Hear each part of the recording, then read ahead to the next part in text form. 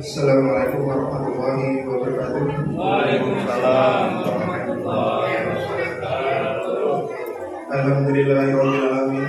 Wassalatu wassalamu ala asrofil anbiya'i wal mursalin sayyidina wa maulana Muhammadin wa ala alihi wa sahbihi ajma'in, amma ba'd. Pertama-tama marilah kita panjatkan puji dan syukur atas kehadirat Allah Subhanahu wa taala, di mana pada malam hari ini kita masih diberikan kesempatan, kita masih diberikan nikmat iman, nikmat Islam maupun nikmat kesehatan, sehingga kita bisa berkumpul di Masjid Al-Hakim yang mulia ini dalam rangka menunaikan ibadah sholat isya, sholat tarawih, dan insya Allah nanti akan diteruskan dengan sholat witir dalam keadaan sehat walafiat. Salawat serta salam marilah senantiasa selalu kita sanjungkan, kita aturkan kepada Nabi besar Muhammad sallallahu alaihi wasallam. Semoga kita merupakan sebagian dari umatnya yang mendapatkan syafaat di yaumul kiamat kelak. Allahumma amin. Bapak Ibu jemaah, salat isya dan salat tarawih yang insya Allah dirahmati Allah Subhanahu wa taala. Tidak terasa kita sudah berada di penghujung Ramadan. Kita sudah memasuki 10 hari yang terakhir, yang artinya sebentar lagi kita akan menyambut hari raya kemenangan atau hari raya Idul Fitri. Pada momen ini ada salah satu tradisi yang selalu dilakukan oleh umat Muslim di Indonesia, yaitu adalah tradisi mudik. Mungkin Bapak Ibu tahu mudik itu kepanjangan dari apa? Mudik itu kalau dilihat dari bahasa Jawa, kepanjangannya mulih dilik atau mulih fisik. Itu berarti pulang dulu atau pulang sebentar. Tradisi mudik sudah akrab di telinga seluruh umat Muslim, khususnya di Indonesia. Namun jika dicermati lebih lanjut, mudik tidak hanya sekedar budaya, di mana di dalamnya terkandung nilai ibadah yang mana sudah sepatutnya kita jalankan. Lebaran dalam ajaran Islam sebenarnya tidak hanya menyiratkan sebuah aktivitas perayaan keagamaan saja. Lebaran juga memiliki substansi betapa pentingnya mempererat ikatan persaudaraan dalam konteks bersilaturahmi. Kekuatan mudik sejatinya adalah sebuah implementasi atas perintah Allah Subhanahu wa taala untuk memelihara tali silaturahmi dan menghindari bermaksiat kepada Allah Subhanahu wa taala dalam bentuk terputusnya tali persaudaraan. Maka dari itu, bersilaturahmi merupakan kegiatan yang diteladani oleh Rasulullah SAW karena disukai oleh Allah Subhanahu wa taala. Menjalin silaturahmi juga memiliki banyak keutamaan, salah satunya akan dilapangkan rezekinya. Sebagaimana dijelaskan dalam hadis Nabi Muhammad SAW dari Ibnu Syihab, dia berkata telah mengabarkan kepada Anas bin Malik bahwa Rasulullah SAW bersabda, barang siapa ingin dilapangkan pintu rezekinya untuknya dan dipanjangkan umurnya, hendaknya ia menyambung tali silaturahmi. Hadis riwayat Bukhari. Nah, dari sini kita bisa mendapatkan makna bahwa silaturahmi merupakan salah satu aktivitas yang sangat mulia dan memiliki ganjaran pahala. Meskipun silaturahmi hukumnya adalah sunnah, namun jika tidak dilakukan akan terkena ancaman berat sebagaimana firman Allah Subhanahu wa taala dalam surat Al-Baqarah ayat 27 yang artinya, yaitu orang-orang yang melanggar perjanjian Allah sesudah perjanjian itu teguh dan memutuskan apa yang diperintahkan Allah kepada mereka untuk menghubungkannya dan membuat kerusakan di muka bumi. Mereka itulah orang-orang yang rugi. Dari pernyataan di atas mengenai mudik lebaran, memang pada dasarnya tidak ada pembahasan di dalam agama Islam yang jelas. Namun esensi yang dapat diajarkan dan dapat kita ambil bahwa bagaimana kita memaknai mudik itu dengan menjaga tali silaturahmi dengan sesama manusia. Tradisi ini akhirnya dimanfaatkan bersamaan dengan ajaran Islam yang menghimbau untuk kita melakukan silaturahmi. Saat kita mudik itu sama saja seperti kita sedang menyambung hubungan baik dengan orang tua maupun saudara ataupun kerabat lainnya. Hal ini karena memang esensi daripada mudik itu sendiri adalah menyambung tali silaturahmi. Dalam Islam, hal ini juga dianjurkan oleh Allah Subhanahu wa taala dan Nabi Muhammad SAW yang disampaikan melalui Al-Qur'an dan hadis. Dengan kita bersilaturahmi, maka keberkahan umur dan rezeki akan diraih sebagaimana sabda Rasulullah SAW. Barang siapa yang ingin diluaskan rezekinya dan ditambah umurnya, maka hendaklah melakukan silaturahmi. Hadis riwayat Anas bin Malik.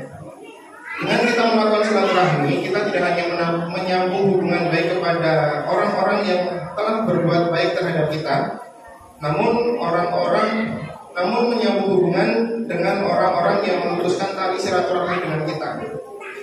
Hal ini juga disampaikan oleh Abdullah bin Amr Riyadullah bahwa Nabi Muhammad SAW bersabda, sesungguhnya bukanlah orang yang menyambung tali silaturahmi adalah orang yang membalas kebaikan, namun orang yang menyambung silaturahmi adalah orang yang telah memutuskan tali silaturahmi.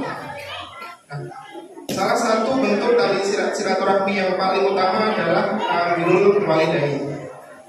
Allah mewajibkan seorang anak untuk taat, berbuat baik, dan berbakti kepada kedua orang tuanya.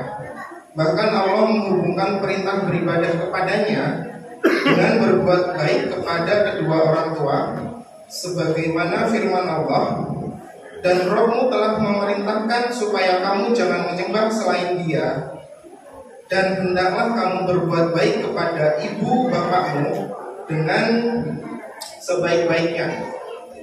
Jika salah seorang di antara keduanya atau kedua-duanya sampai berumur lanjut dalam pemeliharaanmu, maka sekali-kali janganlah kamu mengatakan kepada keduanya perkataan dan janganlah kamu membentak mereka, dan ucapkanlah kepada mereka perkataan yang mulia. Quran Surat Al-Isra ayat 23. Birrul walidain adalah berbuat baik kepada kedua orang tua, baik berupa bantuan materi, doa, kunjungan, perhatian, kasih sayang, dan menjaga nama baik pada saat hidup ataupun setelah wafat. Orang tua merupakan kerabat terdekat yang banyak mempunyai jasa dan kasih sayang yang besar sepanjang masa, sehingga tidak aneh kalau hak-haknya juga besar. Allah Subhanahu wa taala berfirman, dan kami perintahkan kepada manusia, kepada dua orang ibu bapaknya, ibunya telah mengandungnya dalam keadaan lemah yang bertambah-tambah dan menyapitnya dalam 2 tahun. Bersyukurlah kepadaku dan kepada dua orang ibu bapakmu, hanya kepadakulah kamu kembali. Quran Surat Al-Luqman ayat 14.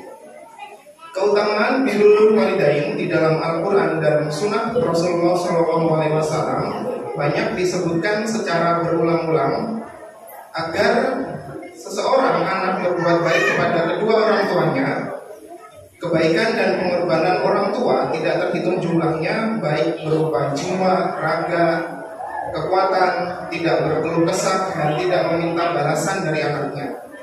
Adapun anak, ia harus selalu diberi wasiat dan diingatkan agar senantiasa mengingat terhadap jasa orang tua yang selama ini telah mencurahkan jiwa dan raga serta seluruh hidupnya untuk membesarkan dan mendidiknya. Imam Bukhari di dalam Abdul Mufrad dari Abu Hurairah bahwa ia menyaksikan Ibnu Umar dan ada seorang laki-laki dari Yaman sedang melakukan tawaf sambil menggendong ibunya di belakang punggungnya. Ia berkata, sesungguhnya saya menjadi tunggangannya yang tunduk. Jikalau tunggangan lain terkadang susah dikendalikan, aku tidaklah demikian. Lalu ia bertanya kepada Ibnu Umar, wahai Ibnu Umar, apakah dengan ini saya sudah membayar jasanya? Beliau menjawab, sama sekali belum, walaupun 1 kali senggalan nafasnya ataupun saat melahirkanmu. Begitulah anak adalah bagian hidup dan belahan hati orang tua. Kasih sayangnya mengalir di dalam darah daging keduanya. Seorang anak selalu merepotkan dan menyita perhatian kedua orang tuanya. Tatkala kedua orang tua tetap berbahagia dengan keadaan putra-putrinya, akan tetapi betapa cepatnya seseorang anak melalaikan semua jasa orang tuanya. Padahal berbuat baik kepada kedua orang tua itu merupakan keputusan mutlak dari Allah Subhanahu wa taala dan urutan kedua setelah ibadah kepada Allah Subhanahu wa taala. Maka dari itu, marilah Bapak Ibu jamaah yang insyaallah dirahmati Allah Subhanahu wa taala, pada kesempatan ini mari kita memanfaatkan momentum hari raya Ramadan dan menjelang Lebaran untuk bersilaturahmi dengan kedua orang tua ataupun sanak saudara dan handai tolan. Jika memang kita tidak bisa bertemu secara langsung, maka kita bisa memanfaatkan teknologi yang sekarang sudah serba canggih. Jadi tidak terikat oleh jarak dan waktu, kita bisa menelpon atau kita bisa video callan dan lain seterusnya, demi untuk menjaga tali silaturahmi. Mungkin itu yang bisa saya sampaikan. Mungkin saya tutup dengan sebuah pantun. Pergi ke Sulawesi membeli badik, tidak lupa membawa tepung dan kaktus. Kapan Bapak Ibu memudik agar silaturahmi dengan saudara di kampung tidak terputus. Saya akhiri. Wabillahi taufiq wal hidayah. Wassalamualaikum warahmatullahi wabarakatuh. Waalaikumsalam.